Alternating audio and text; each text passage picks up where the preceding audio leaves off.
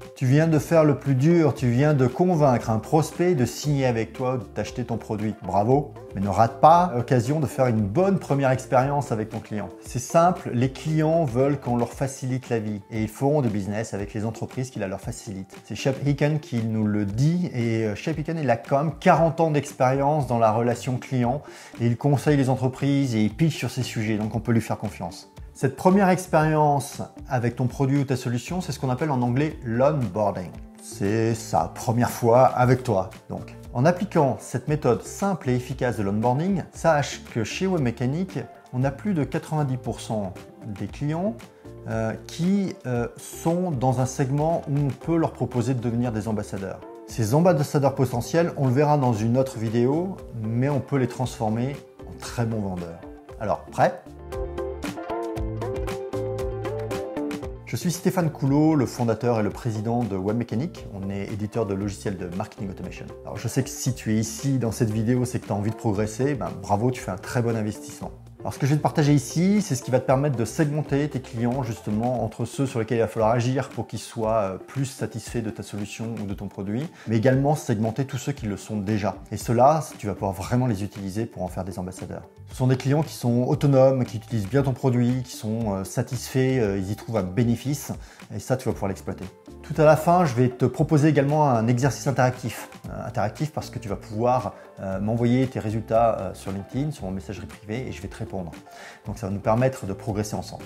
Alors l'onboarding, c'est la fameuse première expérience qu'un client a. Il vient d'acheter un produit, il vient de signer pour une solution, une machine-outil, une solution logicielle. Et en fait, c'est toutes les premières étapes qui vont faire que, d'abord, il se sent considéré, accueilli, mais aussi qu'on va le rendre autonome.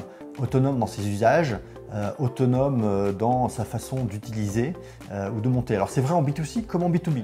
Alors, en B2C par exemple, je viens d'acheter un meuble chez Ikea, j'aimerais bien avoir toutes les étapes qui vont me permettre de monter ce meuble sans creuser des trous inutiles, sans casser une vis et avoir un meuble qui tient bien debout à la fin. Donc la notice c'est déjà quelque chose d'utile, c'est pas toujours hyper compréhensible. Si je peux avoir des tutoriels en vidéo, c'est quand même vachement mieux. C'est ce que fait finalement le roi Merlin quand il propose des tutos avant même que j'aille acheter chez lui. Donc lui il fait la chose à l'envers, il te propose le bon tuto pour que tu ailles acheter chez lui, mais tu peux l'utiliser également le jour où tu as utilisé, où tu as acheté le bon produit. Et bien dans l'univers B2B c'est exactement la même chose, mais c'est même encore plus essentiel parce qu'en général ce sont des choses beaucoup plus complexes à utiliser. Un logiciel, il y a beaucoup de fonctionnalités dessus. Le logiciel de marketing automation de Webmecanic, il y a des fonctionnalités d'email builder, des fonctionnalités de landing page, il y a des fonctionnalités de scoring, de segmentation, etc. Et en plus, tu ne vas pas tout utiliser tout de suite. Donc, il y a des choses sur lesquelles, même si tu as eu une formation initiale, peut-être 3 mois, 6 mois après, tu auras envie de revenir sur certains points. Donc, finalement, cette première expérience, tu vas peut-être devoir la revivre à d'autres moments. D'ailleurs, je fais un aparté, mais on a lancé en tout début d'année Académie, qui est justement la possibilité d'avoir une formation en permanence, en 24/7, que ce soit dans la journée, à 3h du matin, que ce soit au tout début de ton utilisation du logiciel de Webmecanic ou 6 mois après. Parenthèse refermée. Alors ce qui est amusant, c'est que entre la perception des clients et la perception des entreprises, il y a souvent un écart assez phénoménal. C'est un peu comme dans le monde du recrutement. Sachez que d'après une étude de HubSpot, au niveau mondial, 80% des dirigeants d'entreprise pensent donner une bonne première expérience à leurs clients. Et quand on pose la question à leurs clients, on n'a plus que 8%, 10 fois moins. Ça vaut le coup de s'y pencher. D'autant plus qu'un client non satisfait, tous les leads qui proviennent d'une recommandation, que ce soit par les réseaux sociaux, une recommandation directe ou autre, plus de 50% de ces leads sont signés derrière. Chez Webmecanic, ça monte même à 75%. On y va? On fait le scénario? C'est parti!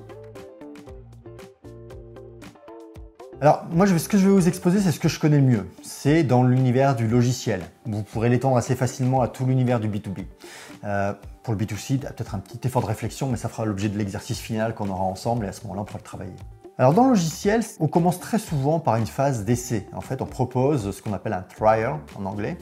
Donc un essai qui peut durer 30 jours, qui peut durer un peu plus, qui peut être un essai ad vitam aeternam, mais qui est limité dans les fonctionnalités ou qui est limité par le déploiement du logiciel au nombre de collaborateurs. Peu importe le business model que vous avez utilisé, mais il y a forcément à un moment donné une phase d'essai. Cette phase d'essai, elle est aussi cruciale que si vous aviez signé le contrat. Et dans cette phase d'essai, en fait, le meilleur moyen d'accompagner, c'est d'abord, de remercier les gens d'essayer, et ensuite, c'est d'avoir un scénario sur lequel vous allez proposer une série d'emails qui va accompagner le client dans l'utilisation du logiciel. Encore une fois, vous pouvez reproduire ça sur des produits de machine-outils, sur des produits ou des services professionnels. Moi, ce que je vous conseille également, c'est d'envoyer un premier email qui va expliquer cette démarche justement, qui va expliquer pourquoi vous allez envoyer une série d'informations qui vont accompagner l'utilisateur dans sa démarche, peut-être même la structurer, parce qu'on sait que la période des trials est très compliquée. Vous n'êtes pas avec le client, vous n'êtes pas derrière lui, vous n'êtes pas là pour le conseiller, et c'est très compliqué, et souvent vous les perdez en cours de route. Ce que je vous conseille également, c'est de tracer l'usage qui est fait du logiciel pendant ce trial, pour justement, si les gens ne sont pas passés d'une étape à l'autre, eh bien les relancer sur l'utilisation de certaines étapes qui sont essentielles pour qu'ils voient vraiment la valeur de votre solution. Donc là, utilisez des contenus riches. Vous pouvez avoir des copies d'écran et suivre étape après étape l'évolution de l'apprentissage, mais vous pouvez également renvoyer sur des vidéos interactives et pourquoi pas, si vous êtes bien organisé, avoir des points de contact avec un commercial ou un support client, un Customer Success Manager, pour agrémenter ce que peut faire le client tout seul ou pas. Ça, c'est à vous de voir en fonction de la valeur de vos solutions et donc comment vous pouvez mettre plus ou moins de valeur à l'intérieur même de ce processus. Alors, à la fin de ces différentes étapes, ce qui est très important, c'est qu'il y ait un passage à l'action, et le passage à l'action, c'est la vente. Donc, la période d'essai va se terminer, les personnes ont passé chacune des étapes d'apprentissage. Il va être important de passer à la phase d'achat. Mais avant de passer à la phase d'achat, il faut peut-être s'assurer que les gens ont été satisfaits de cette période-là. Donc, vous pouvez très bien envoyer un petit quiz final qui donne une note sur l'apprentissage qui a été fait lors du trial, et puis poser la question de la satisfaction, poser la question de confiance. C'est primordial pour que le commercial qui va appeler, ou si vous faites une démarche complètement en ligne, que vous puissiez avoir les bons messages également pour ce passage à l'action. Bonne nouvelle, votre client est passé à l'action, il a acheté. Il a mis sa carte bancaire, il a renvoyé le bon de commande, plus par fax maintenant, mais plutôt par email et scan. Et en fait, tout commence maintenant. La vente va vraiment commencer maintenant parce que le véritable onboarding va commencer. Il a fait un trial, mais il n'a pas synchronisé votre solution avec son environnement. Il y a plein d'autres choses qui restent à faire et puis il va le faire pour de vrai, avec des vrais scénarios. Il va rentrer en production chez vous.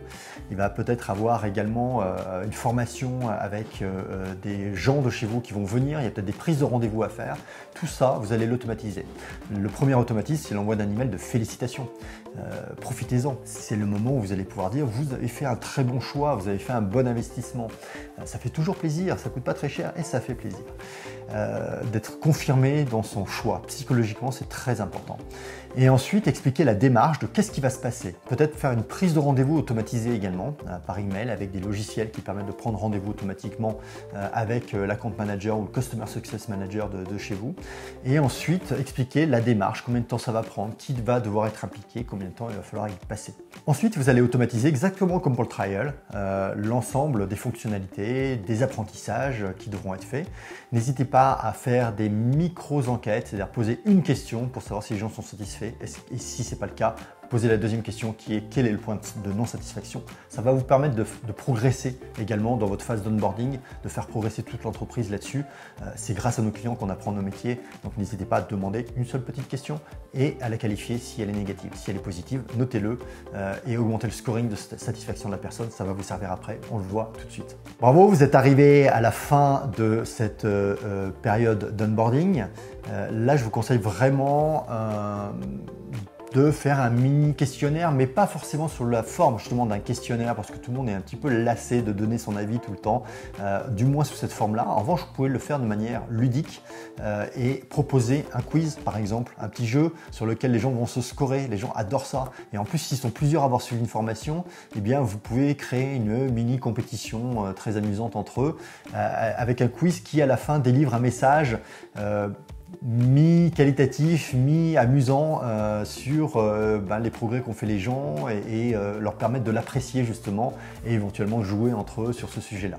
Et ça va être très important parce que, ça va vous permettre de savoir si les acquis sont là et donc si les gens vont vraiment bien utiliser la solution ou seront en situation de bien l'utiliser ou pas. Et si ce n'est pas le cas, eh bien, il va falloir peut-être revenir sur certains points avec le Customer Success Manager.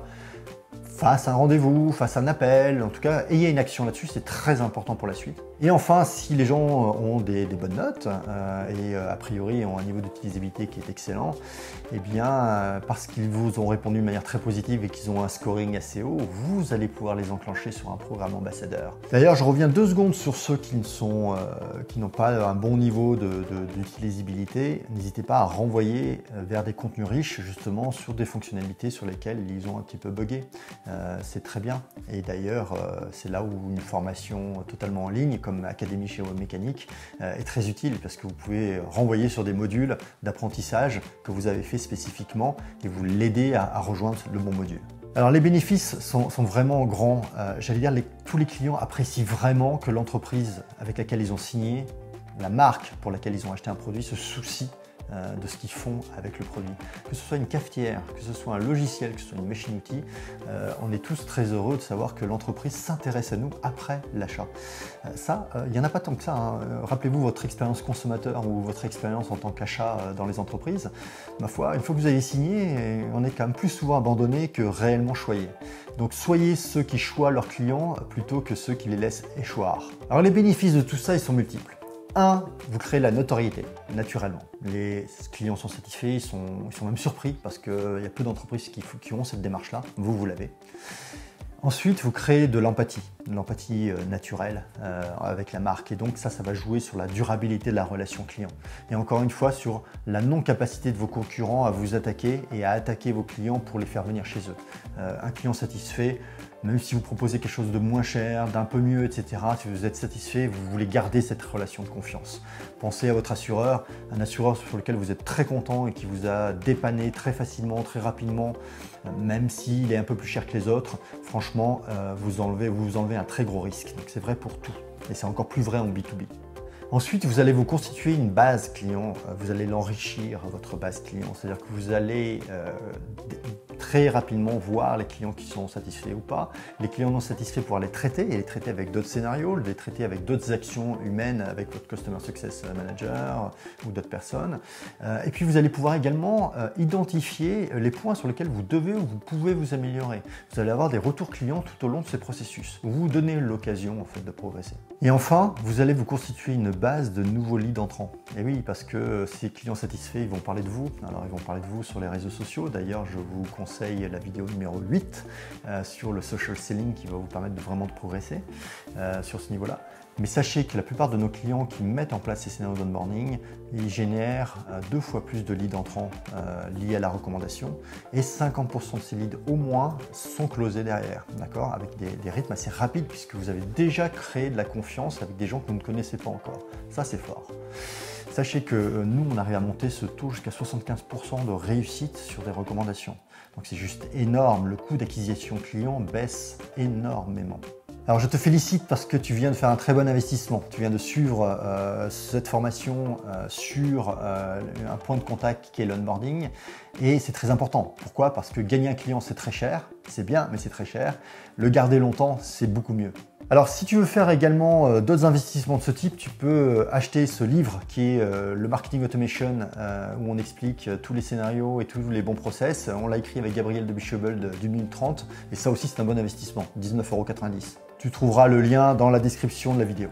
Alors comme je veux que tu progresses très vite, je vais te proposer un exercice interactif. Donc ça veut dire que je vais te poser quelques questions, tu peux mettre en pause, tu y réponds, tu prends le temps d'y répondre.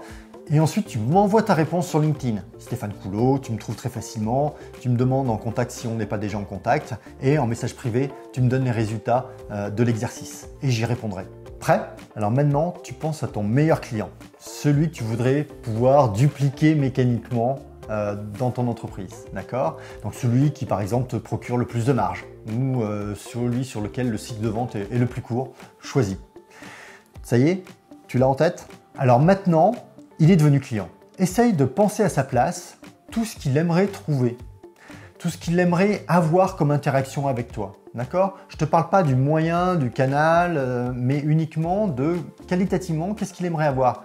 Voire même, imagine, tu l'as en face de toi et mets-toi à sa place, qu'est-ce qu'il aurait envie que tu lui dises?